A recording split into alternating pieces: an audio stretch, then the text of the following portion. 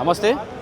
So ఆర్టీసీని విలీనం చేయాలని చెప్పి కూడా ఈ ధర్నాలు నిరసనలు ఇవి ఆగట్లేదు. ఆమరణ నిరాహార దీక్ష ఇంతకుముందు కూడా చేశారు.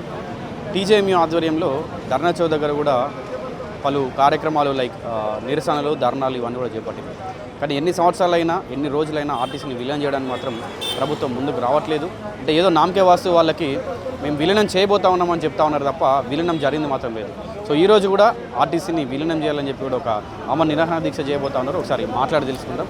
సార్ ఏం చెప్తారు? అంటే ఈ ఆర్టీసీని విలీనం చేయాలని చెప్పి మనం చేసేది ఇదేం ఫస్ట్ పోరాటం కాదు, నిరసన దీక్షలు ధర్నాలు ఫస్ట్ టైం ఏం కాదు. అంటే ఇంతకుముందు చేసినప్పుడు కూడా సరే మేము చేస్తూ ఉన్నాం, ఇప్పుడు చేస్తాం అప్పుడు చేస్తాం అని చెప్పి ఇప్పుడున్నటువంటి ప్రభుత్వంలో రవాణా శాఖ మంత్రి కూడా మాట ఇచ్చినటువంటి సందర్భం ఉంది. కానీ ఏమైంది, మళ్ళీ ఎందుకు ఆగిపోయింది అంటారు? ఎక్కడ ఆగిపోయింది? ఇది రవాణా శాఖ మంత్రి గారు మాట తప్పారు. ఇది రవాణా శాఖ మంత్రి ఒక్కరి విషయం కాదు. ఇది కాంగ్రెస్ పార్టీ ఏదైతుందో ఎన్నికల మేనిఫెస్టోలో మిమ్మల్ని కనుక గెలిపించండి, మేము గెలిస్తే కనుక ఆర్టీసీని ప్రభుత్వంలో విలీనం చేసుకొని ప్రభుత్వ ఉద్యోగులతో సమానంగా మీకు జీతభత్యాలు అన్నీ ఇస్తామని చెప్పిన మాట ఇది. కాంగ్రెస్ పెద్దలు చెప్పి వాళ్ళ మేనిఫెస్టోలో రైటింగ్లో పెట్టిన విషయం ఇది. ఈ మేనిఫెస్టో చైర్మన్గా ఆ రోజు దామోదర్ రాజనరసింహ గారు ఉండే, ఆయన రాసిన మాట ఇది. మేము ఏమంటున్నాము, దాన్ని ఇంప్లిమెంట్ చేయండి అంటున్నాము, దాన్ని అధికారంలోకి తీసుకురండి అని చెప్తున్నాం. అంతే తప్ప ప్రభుత్వానికి వ్యతిరేకంగా కానీ ఎవరికి వ్యతిరేకంగా కానీ మేము మాట్లాడట్లేదు. ఈరోజు మా ఉద్యోగాలు మాకున్నాయి, మా జీతాలు మాకు వస్తున్నాయి. రేపు ప్రభుత్వంలో విలీనమైన మా ఉద్యోగాలు మాకుంటే మా జీతాలు మాకుంటాయి. ఒకటి ఏంటంటే ఆత్మగౌరవం, ప్రభుత్వ ఉద్యోగులం అని చెప్పుకునే ఆత్మగౌరవం అనేది మాకు కలుగుతుందని చెప్పి మేము సవినయంగా ఈ ప్రభుత్వాన్ని కానీ ఆర్టీసీ అధికారులకు కానీ విన్నవించుకునేది అది ఒకటే. అట్లా విలీనమైనంత మాత్రాన మాకు జీతాలు ఎక్కువ ఏం రాదు, పని గంటలు ఏం తగ్గవు, పని చేయాల్సిందే. విలీనం అయితే కూర్చోబెట్టి జీతాలు ఎవరు ఇవ్వరు. మేము అనేది ఏంటంటే విలీనం అయితే ప్రభుత్వ ఉద్యోగులుగా చెప్పుకోగలుగుతాము, మాకు ఒక ఆత్మగౌరవం అనేది ఉంటుంది. దానికని ప్రభుత్వంలో ఆర్టీసీని విలీనం చేయమని చెప్పి కోరుతున్నాం. అంటే సార్ ఇప్పుడు బీఆర్ఎస్ ప్రభుత్వంలో ఉన్నప్పుడైనా ఇప్పుడైనా కూడా మీకు ఏ ప్రభుత్వంలో కనీసం న్యాయం జరుగుతుంది అనేటువంటి నమ్మకం ఉందంటే బీఆర్ఎస్ పార్టీ అంటారా లేకుంటే కాంగ్రెస్ పార్టీ తరఫున ఉందంటారా? ఇప్పుడు కాంగ్రెస్ పార్టీ కూడా బీఆర్ఎస్ పార్టీ లెక్కనే చూపిస్తూ ఉన్నది, వాళ్ళ వైఖరే ఉన్నది. ఇప్పుడు వాళ్ళు ఆ మాత్రం ప్రకటించరు, మేము ప్రభుత్వంలో విలీనం చేస్తున్నామని ప్రకటించరు, కానీ డేట్ ఇవ్వలేదు. మేము వీళ్ళని ఖాళీ డేట్ ఇవ్వమని అడుగుతూ ఉన్నాం. అపాయింటెడ్ డేట్ ఇస్తే ప్రభుత్వంలో విలీనం అయినట్లు ఉంటుంది. దానివల్ల ఆర్థిక పరమైన ఖర్చులు ఏమాత్రం పెరగవు. అది మీరు ఏం చెప్తారు? అంటే ఇప్పుడు ఆర్టీసీని ప్రభుత్వంలో విలీనం చేయడానికి అసలు ఆర్థికంగా ఎట్లాంటి ఇబ్బందులు ఎదుర్కొండవు. ఇప్పుడు ఏదైతే ఉందో అప్పుడు కూడా అట్లనే ఉంటుంది. కాకపోతే మేము ఇప్పుడు ప్రభుత్వ ఉద్యోగులం అని చెప్పుకునేటువంటి ఒక చిన్న మాకు ఆశ అని చెప్పి మీ తరఫున అంటూ ఉన్నారు. ఒకవేళ నిజంగా మిమ్మల్ని విలీనం చేస్తే కనుక మీకు ప్రభుత్వం నుండి జీతాలు వస్తే ప్రభుత్వంకి ఏమైనా నష్టం పోయేటువంటి అవకాశం ఏమైనా ఉందా? నష్టం ఏం లేదు సార్. మేము ప్రభుత్వ ఉద్యోగులతో సమానంగా మేము ఉండాలని కోరుతున్నాం. అందరి లేక ప్రభుత్వ ఉద్యోగులుగా గుర్తింపు ఉండాలని మా పిల్లలకు కానీ మేము చెప్పుకుని ఉండాలని కోరుతున్నాం సార్. మేము ఏం చెప్తాం మరి? అంటే ఇప్పుడు ఎండీ అవ్వచ్చు, మాకు కాంగ్రెస్ గవర్నమెంట్ ఎండీ గారికి మంచి సాల్కొని స్పందిస్తారు సార్. మాకు ఇప్పుడు వచ్చిన గవర్నమెంట్ కాంగ్రెస్ గవర్నమెంట్లో మాకు డిఏలు బాండ్ పేపర్ పేస్కలు అన్నీ మంచిగా ఇచ్చారు. మాకు ప్రభుత్వం విలీన ప్రక్రియ డేట్ ప్రకటించాలని కోరుతున్నాం. అంతే సార్. అన్న ఇప్పుడు జనరల్గా చూసుకున్నట్టయితే మీ ఈ ఆర్టీసీ కార్మికుల్లో అవ్వచ్చు, మీలో ఉన్నటువంటి వాళ్ళలోనే వివిధ యూనియన్లు ఉన్నాయి. అంటే మరి ఒక యూనియన్ ఏమో ఎన్నికలు పెట్టమంటా ఉన్నారు, ఒక యూనియన్ ఏమో ఎన్నికలు వద్దంటా ఉన్నారు అని చెప్పి ముఖ్యంగా పొన్నం ప్రభాకర్ దగ్గర నుంచి వినిపిస్తూ ఉంది. అయితే నిజంగానే మీ యూనియన్లలో ఉన్నటువంటి లీడర్లు వాళ్ళ స్వార్థం కోసం నిజంగా ఎన్నికలు పెట్టమంటా ఉన్నారా, లేదంటే అందరూ కలిసి ఏకతాటి పైనకి వచ్చి ఎన్నికలు వద్దని చెప్తా ఉన్నారా? ఏం చెప్తా ఉన్నారు? వాస్తవానికి మీరు అన్నట్టుగా ఈ పదవి విరమణ పొందినటువంటి నాయకులు ఎవరైతే ఉన్నారో వారు వాస్తవానికి లేబర్ కమిషనరేట్కు ముమ్మరం చేయడం జరిగింది. అది సరైన పద్ధతి కాదు. ఎన్నికలు వద్దు, విలీనం వద్దు అనే నినాదంతో 2017లో మేము నినాదం స్టార్ట్ చేయడం జరిగింది. రాష్ట్ర వ్యాప్తంగా కూడా 90 డిపోలో కార్మిక చైతన్యం ఏర్పాటు చేసి మేము చైతన్య పట్టిన చరిత్ర తెలంగాణ జాతీయ మజూనికే దక్కిందని కూడా మేము మీడియా తరఫున తెలియజేస్తా ఉన్నాం. మరి సర్వీస్లో ఉన్న యూనియన్ లీడర్లను తీసుకోండి, సర్వీసులో కార్మికులను తీసుకోండి, మా సమస్యలు మీకు తెలుస్తాయి. అంతేగాని వాళ్ళ పబ్బం గడుపుకోవడానికి ప్రభుత్వంలో విలీనం అయితే ఆ నాయకులకు ఎటువంటి చెల్లుబాటు చెల్లదని వాళ్ళకి తెలుసు కాబట్టి వాళ్ళకి ఓటు కూడా లేదు ఆర్టీసీలో. మరి ఎందుకు నాయకులని ముందుకు రావడం జరుగుతూ ఉంది? మరి సమస్యలు సమస్యలు అడగడానికి మేము సిద్ధంగా ఉన్నాం. మా దగ్గరికి రండి, లేకపోతే మమ్మల్ని పిలవండి అని కూడా ఈ మీడియా తరఫున మీకు తెలియజేస్తూ ఉన్నాం. ఏ విధంగా నాయకులు మరి వాళ్ళ లాభం కోసం వాళ్ళు ముందుకు వస్తూ ఉన్నారని చెప్పి అంటా ఉన్నారా, లేదంటే ఏ విధంగా వాళ్ళు నాయకులు అయ్యారు? మరి మీ ఆర్టీసీ కార్మికులు ఈ రోజు వాళ్ళ నాయకులు కాని కారణాలు వాళ్ళకు ఎవరైతే నా యూనియన్ జెండా పట్టుకొని ఏదైనా డిపోజిట్ తిరుగుతూ ఉన్న నాయకులు ఎవరైతే ఎవరో మీకు కార్మిక ద్రోహులుగా మిగిలిపోయారు ఆల్రెడీ. మీకు ఈ మీడియా తరపున హెచ్చరిక చేస్తూ ఉన్నా, మీరు సానుకూలంగా స్పందించండి. తెలంగాణ జాతీయ మజదూర్ నినాదం ఉందో ఆ నినాదానికి మీరు మద్దతు ఇవ్వండి. దయచేసి మీకు ప్రత్యేకంగా విజ్ఞప్తి చేస్తూ ఉన్నాం. బస్ భవన్ యందు ఈరోజు హైదరాబాద్లో ఆమరణ దీక్షకు ఈరోజు కూర్చోవడం జరుగుతూ ఉంది. ఇది ఏదైతే ఉందో ఈ సమస్య అపాయింట్మెంట్ డిక్లేర్ చేయకపోతే ఈ దీక్ష కంటిన్యూ కొనసాగుతాను కూడా మీ మీడియా తరఫున రాష్ట్ర ప్రభుత్వం తెలియజేస్తా ఉన్నాం. ఆర్టీసీ కార్మికులు ఈ ఉద్యమాలు చేయడం, నిరసనలు, ధర్నాలు చేయడం ఇది ఫస్ట్ టైం ఏం కాదు. విలీనం కోసమే ఇంతకు ముందు కూడా చాలా కార్యక్రమాలు చేపట్టారు. ఈ టీజేఎంయూ ఆధ్వర్యంలో కూడా చాలా కార్యక్రమాలు జరిగినాయి. మరి ఎంత ఏది జరిగినప్పటికీ కూడా మరి ప్రభుత్వం నుంచి చలనం వస్తలేదా? ఒకవేళ వచ్చినా కూడా దాన్ని ముందుకు తీసుకురావడానికి మీ నాయకులు అడ్డుపడతా ఉన్నారు. వాస్తవానికి కొట్లాట కొత్త ఏం కాదు. ఆర్టీసీ కార్మికులు తెలంగాణ ఉద్యమంలో పనిచేసినాం, సకల జనుల ఉద్యమంలో పనిచేసినాం, అన్ని మిలియన్ మార్చ్ ఉద్యమంలో పనిచేసాం, అన్ని ఉద్యమంలో పనిచేసిన నాయకులమే ఉన్నాం. భయప్రాంతకు గురయ్యేది ఏం లేదు. వాస్తవానికి ఈ ప్రజాపాలన ప్రభుత్వాన్ని తప్పుతో పట్టించినటువంటి ఈ నాయకులు ఎవరైతే ఎవరో వాళ్ళు కార్మిక ద్రోహుల వాళ్ళని హెచ్చరిక చేస్తూ ఉన్నా. మీరు తక్షణమే పదవి విరమణ పొందిన వాళ్ళు విశ్రాంతి తీసుకోండి, మా బతుకుల మీరు ఎంట్రీ కావద్దని కూడా మరొకసారి మీడియా తరఫున మీకు విజ్ఞప్తి చేస్తూ ఉన్నాం. ఆల్రెడీ లాస్ట్ టైం మాట్లాడినప్పుడే మన శంకర్ గౌడ్ అన్న ఆత్మ బలిదానం చేసుకున్నప్పుడే అంటే మీ ఆర్టీసీ కార్మికుల అన్ని కోరికలకు మీరు అడుగుతున్నటువంటి అన్ని హక్కులకు మేము సిద్ధంగా ఉన్నాం.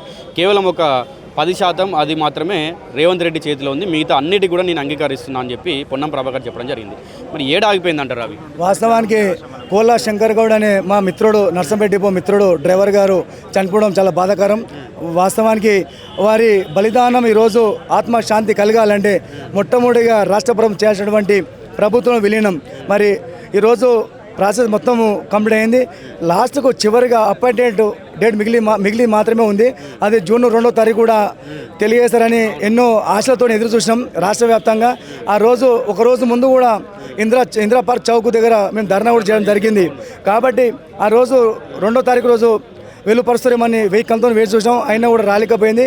మరి ఈ నాయకులను తరిమి కొట్టే రోజుల తర్వాతనే మాకు విలీనం అవుతుందేమని కూడా మరొకసారి విజ్ఞప్తి చేస్తా ఉన్నాం. పార్టీల వారిగా చూసుకుంటే 10 ఏళ్ళు బీఆర్ఎస్ ప్రభుత్వం ఉంది. ఆ టైంలో బీఆర్ఎస్ వైఖరి ఎట్లా ఉందో ఇప్పుడు కాంగ్రెస్ వైఖరి కూడా అదే విధంగా ఉందంటారా? ఏమన్నా మార్పు కనిపిస్తుంది? గతంలో ఉన్న ప్రభుత్వం చాలా మొండి వైఖరి వహించే ఉంది. ఆ రోజు 55 రోజులు సమ్మె జరిగింది. 38 పైచీలకు మా కార్మికులు చనిపోవడం జరిగింది. అది బాధాకరం. వాస్తవానికి ఆ రాష్ట్ర ప్రభుత్వం ఏదైతే ఉందో ఆ మొండి ప్రభుత్వం అది సరైన పద్ధతి కాదు. ఆ ప్రభుత్వాన్ని ఏం చేసినామో అది అందరికీ తెలిసినటువంటి వాస్తవమే. మరి ప్రజాపాలన ప్రభుత్వం మాకు ఖచ్చితంగా న్యాయం చేస్తాయని కూడా మేము భావిస్తూ ఉన్నాం. ఈ పదవి విరమణ ఉన్న నాయకులు అయితే ఇంకా అడ్డుపడుతున్నారని కూడా మీ మీడియా తరఫున ఒకసారి రాష్ట్ర ప్రభుత్వం చేకూరే విధంగా మీరు ప్రయత్నం చేయండి, మీకు కూడా ప్రత్యేకంగా విజ్ఞప్తి చేస్తూ ఉన్నాం. విలీనం చేస్తామని ఆల్రెడీ చెప్పారు. మరి ఏడవుతుంది అసలు ఆర్టీసీ విలీనం కాకుండా ప్రభుత్వం విలీనం కాకుండా ఏడవుతుంది? వాస్తవానికి ఇది ఆగడానికి మా లోపల ఉన్న కొంతమంది యూనియన్ నాయకులు కార్మిక ద్రోహులే కొంత కారణం. ప్రభుత్వము తాసారం చేయడం ఒక కారణమైతే మా దాంట్లో ఉన్న కొంతమంది కార్మిక ద్రోహులు లోపాయికారిగా పొన్నం ప్రభాకర్ అందరం కలిసి మంత్రి గారి దగ్గరికి వెళ్ళినప్పుడు, ఎండి గారి దగ్గరికి వెళ్ళినప్పుడు, గౌరవ ముఖ్యమంత్రి గారి దగ్గరికి వెళ్ళినప్పుడేమో అందరు కలిసి ఉన్నప్పుడేమో విలీనం ముద్ద అంటారు. బయటకు వచ్చిన తర్వాత సింగిల్గా వెళ్ళి ఎలక్షన్లు కావాలంటారు. అందులో భాగంగానే ఈరోజు గవర్నమెంట్ ఎలక్షన్లు పెట్టాలని ముందు నిర్ణయం తీసుకున్నది. దీన్ని తీవ్రంగా వ్యతిరేకిస్తూ ఉన్నాము. ఒకరిద్దరి మాటలిని 38,000 కార్మికులకు అన్యాయం చేయొద్దని ఈ సందర్భంగా గౌరవ ముఖ్యమంత్రి గారిని వేడుకుంటా ఉన్నాం. అయితే ఇప్పుడు ఆర్టీసీలో మీరు చూసుకుంటేనే నాయకుల్లో మీకే ఐక్యత లేకుండా పోయింది. అండ్ మీరు ఎవరైతే నాయకులు అని చెప్తా ఉన్నారో వాళ్ళకు మీ ఆర్టీసీలో ఓటు కూడా లేదని చెప్పి కూడా కొన్ని బయట వినిపిస్తూ ఉన్నారు. అంటే వాళ్ళు మరి ఎందుకు వచ్చి ఎన్నికలు కావాలని చెప్పి అడుగుతా ఉన్నారు? అంటే వాళ్ళ సొంత లాభం కోసమా లేదంటే? వాస్తవానికి మీరు అన్నట్టు ఇప్పుడు రాజకీయ చక్రం దింపుతున్న నాయకులకు, యూనియన్ నాయకులకు వాళ్ళని యూనియన్ నాయకులు అన్నది వాస్తవానికి కార్మిక ద్రోహులు అని మేము ముద్రేసేసినాము. యూనియన్ నాయకులు అయితే కాలువారు. ఇప్పుడు ఆర్టీసీకి ఎలాంటి సంబంధం లేదు. అతను ఆర్టీసీలో లేనప్పుడు ఆయనకు ఓటు హక్కు కూడా ఉండదు వాళ్లకు. మరి అలాంటి వాళ్ళు వాళ్ళ సొంత ప్రభావాన్ని చూపెట్టుకోవడానికి, చందాలు వసూలు చేయడానికి, దందాలు చేసుకోవడానికి, తద్వారా వ్యాపారాలు చేసుకోవడానికి, ఒకవేళ ఆర్టీసీలో కనుక గతంలో కేసీఆర్ ప్రభుత్వంలో వెలుగొందితే ఎమ్మెల్సీ టికెట్ అడగడానికో ఎమ్మెల్యే టికెట్ అడగడానికి గతంలో కూడా చేసిన వాళ్ళు ప్రయత్నాలు చేసినారు. మరి అలాంటి వాళ్లకు ఆర్టీసీలో సంబంధం లేదు. ఈరోజు తీవ్రంగా వ్యతిరేకిస్తున్నారు 38,000 మంది కార్మికులు వాళ్ళ కుటుంబాలతో సహా. నీకు ఆర్టీసీకే సంబంధం లేనప్పుడు ఆర్టీసీలోకి వచ్చి నువ్వు రాజకీయం చేయాల్సిన అవసరం ఏమున్నది, గవర్నమెంట్ దగ్గరికి పోవాల్సిన అవసరం ఏమున్నదని అందరూ కూడా తీవ్రంగా వ్యతిరేకిస్తున్నారు. ప్రతి ఒక్కరి మనసులో ఉంది ఆ యూనియన్కు ఒకవేళ ఎలక్షన్ కనుక వస్తే ఏ విధంగా బుద్ధి చెప్పాలనో ఆ విధంగా బుద్ధి చెప్పడానికి ప్రతి ఒక్క కార్మికుడు సిద్ధంగా ఉన్నాడు. అంటే ఇప్పుడు ఎన్నికలు ఎందుకు వద్దు అంటా ఉన్నారు? ఎన్నికలు జరిగితే ఆర్టీసీ కార్మికులు ఏ విధంగా నష్టం జరుగుతుంది? ఎన్నికలు వద్దనడానికి కారణం ఏంటంటే మేము కార్మికులు వద్దనట్లేదు. కార్మికులకు కావాల్సింది ఫస్ట్ విలీనం. మాకు ఎన్నికలే వద్దు, కార్మికులకైతే అసలు ఇష్టం లేదు. కానీ కొంతమంది నాయకులు ఏంటంటే ఈ ఎన్నికల ముందు పెట్టి వాళ్ళ స్వార్థం కొరకి, ఎందుకంటే ఎన్నికలు అయితే చందాలు వసూలు చేసుకొని ఆ తర్వాత డబ్బులు తీసుకొని, ఇంతకుముందు కూడా అదే మోసం జరిగింది, ఇప్పుడు కూడా అదే మోసం చేయడానికి కొంతమంది నాయకులు ఆ ప్రయత్నాలు చేసి ప్రభుత్వానికి ముందటో మాట వెనుకో మాట మాట్లాడి కార్మికులను మోసం చేస్తున్నారు. కానీ కార్మికులంతా ఐక్యత కలిగి ఉన్నారు. మాకు కంపల్సరీ కూడా మాకు విలీనమే కావాలి, ఎలక్షన్ మాత్రం వద్దనే ఉన్నది. రెండోది, దీనికి వాళ్ళు చెప్పిన మాటలు విన్నటువంటి ఈ ప్రభుత్వం వాళ్ళు కూడా ఏంటంటే కాలయాపన చేయడానికి ఒక టైం దొరికింది వాళ్ళకి. ప్రభుత్వానికి ఏంటంటే అరే ఒకరు ఇట్లా అంటారు ఒకరు అట్లా అంటారు అని మా మీద మాకే సాకులు, మా బురద తల్లి టైం తీసుకోవడానికి కూడా ఆ ప్రభుత్వానికి కూడా ఆ సాకు దొరికింది. కాబట్టి ఈరోజు విలీనం డేట్ ప్రకటించకుండా మరి మమ్మల్ని ఇబ్బంది పెడుతుంది. అంటే ఎందుకు లేట్ చేస్తున్నారంటారు మరి? అంటే విలీనం చేస్తాము ఆల్రెడీ మొన్ననే 90% వరకు నేను ఒప్పుకున్నాను పొన్నం ప్రభాకర్ అన్నాడు. రేవంత్ రెడ్డి కూడా నేను ఎప్పుడు కూడా కార్మికుల పక్కనే ఉంటా, కార్మికుల సైడ్నే ఉంటాను నేను కూడా అని చెప్పి రేవంత్ రెడ్డి చెప్పిండు. మరి ఎందుకు అవుతుంది విలీనం? అది ప్రభుత్వం ఏంటంటే అది కావాల్సుకొని టైం వేస్ట్ చేస్తుంది. ఎందుకంటే కాలయాపన చేస్తారు. ఏమన్నంటే వాళ్ళకు మాకు బడ్జెట్లు ఉండవు, వీళ్ళకు జీతాలు పెరుగుతుంది, ప్రభుత్వం మీద భారం పడుతుంది కదా, దాన్ని ఏదో రకంగా దాన్ని కొంచెం సాగనంపేస్తే మనము డేట్గా ఇట్లా లాస్ట్ మూమెంట్లో చూద్దాం అన్నట్టు ప్రభుత్వం వాళ్ళు ఆలోచిస్తున్నారు. దానికి తోడేందంటే మా యూనియన్లోనే కొంతమంది ఈ రిటైర్మెంట్ అయిన వాళ్ళు ప్రభుత్వానికి తప్పుడు సలహాలు ఇవ్వడం వల్ల దాన్ని సాకు తీసుకొని మళ్ళీ ప్రభుత్వం కూడా మరి కార్మికులను ఇబ్బంది చేస్తుంది. రేవంత్ రెడ్డి ప్రభుత్వానికి మేము ఒక మనవి చేస్తున్నాం ఏంటంటే పూర్తి విశ్వాసం ఉంది మీరు చేస్తారని. మాకు ఎలక్షన్ వద్దు, విలీనమే ముద్దు. కాబట్టి మా విలీనం డేట్ మీరు ప్రకటించాలని ఈ యొక్క టీజేఎం తరపున కోరుతుంటున్నాం.